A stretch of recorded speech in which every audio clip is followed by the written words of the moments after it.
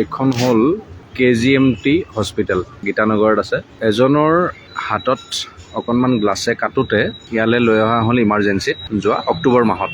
ইমাৰ্জেঞ্চিত প্ৰথমতে গোটেই ডক্টৰছখিনিৰ rough behaviour, কোনো এজন ডক্টৰৰ নেম প্লেট নাথাকে, তেওঁলোকে চিলাই কৰিলে আইনাখিনি উলিয়াই। পিছদিনা এক্সৰেখন ল'বলৈ মাতিলে, পিছদিনা এক্সৰেখন ল'বলৈ আহিলোঁ আবেলি 4টামান বজাত দুজনে। তাৰপিছত এক্সৰেখন ছোৱালী এজনী মোক হাতত দিলে, দি পেলাই ক'লে ইমাৰ্জেঞ্চিত এবাৰ চেক কৰাই লওক। পিছত ইমাৰ্জেঞ্চিত যেতিয়া সোমাবলৈ খুজিলোঁ তেতিয়া সোমাবলৈ নিদিলে। ৰাফ বিহেভিয়াৰ, তাৰমানে পেচেণ্ট আছে এতিয়া নোৱাৰে এনেকুৱা টাইপ কথা। তাৰপিছত ইমাৰ্জেঞ্চিৰ পৰা দুজন ডক্টৰ ওলাই আহিলে। ওলাই অহাৰ পিছত এজনক প্ৰথম সুধিলোঁ যে এইটো চাই দিব নেকি কাইণ্ডলি এক্সৰেটো। তাৰপিছত তেওঁ এনচাৰ দিলে যে এনেকৈ চোৱা নহ'ব, মোৰ এইটো ডিপাৰ্টমেণ্ট নহয়, মোক পইচা দিব লাগিব ৰাফলি, তেনেকৈ ক'লে। তেওঁ গুচি গ'ল। খং উঠিলে, একো নক'লোঁ। তাৰপিছত আৰু এজন ডক্টৰ আহিলে, তেওঁ চালে, চাই পেলাই ক'লে একো নাই, প্ৰব্লেম নাই, লৈ যাব পাৰে। তেনেকৈ লৈ গ'লোঁ। যোৱা 4-5 মাহৰ পৰা, মানে অক্টোবৰ মাহৰ পৰা হাতখন মাজে মাজে ফুলে, মাজে মাজে বিষায়, তেনেকৈ থাকে। তাৰপিছত এদিন হঠাৎ আৰু এজন ডক্টৰক কনচাল্ট কৰিলোঁ বেলেগ এখন হস্পিটেলৰ। তেওঁ ক'লে যে এটা এক্সৰে কৰি চোৱা ভাল।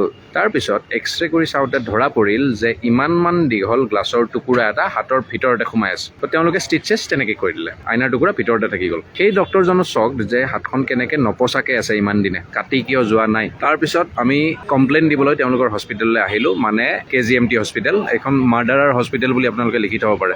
অহাৰ পিছত তেওঁলোকে একদম হাতে ভৰিয়ে ধৰি মাফি খোজাৰ নিচিনা যে আমাৰ ভুল হৈছে, অমুক তমুক, কোনে এইবিলাক কৰিছে, কোন ডক্টৰ, এইবিলাক আমি চব উলিয়াম।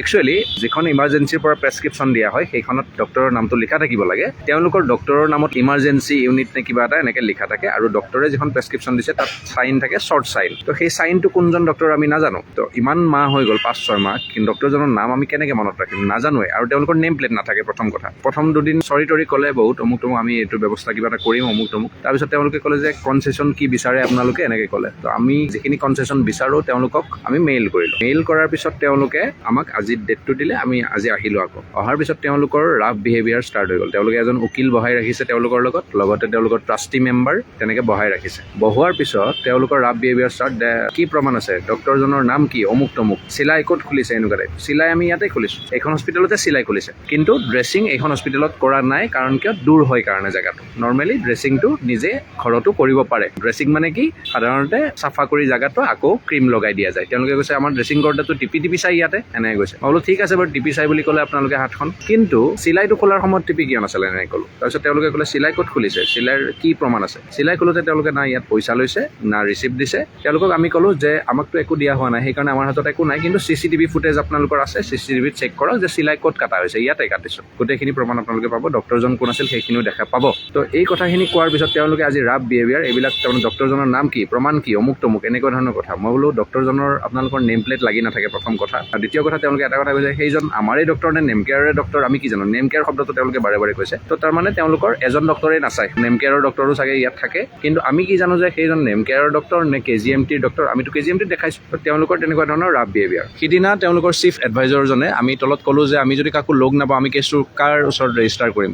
সিদিনা আহোঁতে কোনো নাছিলে তেওঁলোকৰ অফিচিয়েল ষ্টাফ। তাৰপিছত এজন মানুহে আমাক মাত দিলে, এজেণ্ট মানুহ এজনে, যে কোৰ্টত যাবা নেকি, যোৱা আমিও গৈ আছোঁ, এনেকুৱা ধৰণৰ কথা এটা ক'লে। তাৰপিছত আমি সুধিলোঁ যে আপুনি কোন, মানুহক এনেকৈ আমি মৰিব দিব নোৱাৰোঁ। 5-6 মাহ হাতত যদি আইনা সোমাই থাকে, হাতখন যদি কিবা কাৰণত ইনফেকশ্যন হয়, হেৰি হৈ গ'লে কি হ'লহেঁতেন। তাৰপিছত তেওঁ এটা কথা কৈছে, মানুহটো ডেইলি মৰিয়ে আছে। তো KGMT হস্পিটেলৰ অফিচিয়েল মেম্বাৰৰ এনেকুৱা ধৰণৰ ভাষ্য, মানুহটো ডেইলি মৰিয়ে আছে, গতিকে যি কৰা তাৰমানে এনেকুৱা ধৰণৰ ভাষ্য। তো মই আকৌ এবাৰ লাষ্ট টাইমৰ কাৰণে দেখাইছোঁ, এইখন KGMT হস্পিটেল। এইখন হস্পিটেলৰ ওপৰত আৰু বহুতৰ কমপ্লেইন আছে। এজনৰতো ব্ৰেইন আধা ডেমেজ হোৱা বুলি কৈ দিলে, বেলেগ হস্পিটেলত গৈ চাইছে যে একো হোৱা নাই। তো এতিয়া কি কৰা উচিত এইখন হস্পিটেলক লৈ আপোনালোকে জনাওক, অতি সোনকালে আমি কেছটো ৰেজিষ্টাৰ কৰিম। আৰু কি কৰিব পাৰি আপোনালোকে জনাওক। আৰু এইখন হস্পিটেলত পৰাপক্ষত আপোনালোকে ভৰি নিদিবই।